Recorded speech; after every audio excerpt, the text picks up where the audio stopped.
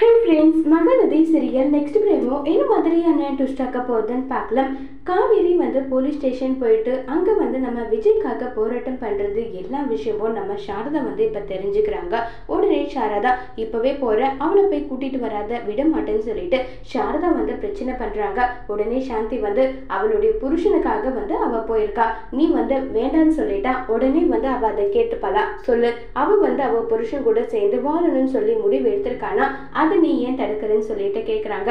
அதுக்காக அவ எப்படிப்பட்ட முடிவு எடுத்தாலும் அதை என்னால் ஏற்றுட்டெல்லாம் இருக்க முடியாத மாதிரி நான் சொல்ல வரதை கொஞ்சம் புரிஞ்சுக்கோங்கன்னு சொன்னாலுமே அதெல்லாம் கிடையாது. அவ எடுத்த முடிவு அது சரியான முடிவு தான் எனக்கு தோணுதுன்னு சொல்லிட்டு இப்போ சாந்தி நம்ம காவேரியோட காதலுக்கு சப்போர்ட் பண்றாங்க. குமரனும் அதே தான் சொல்றாங்க.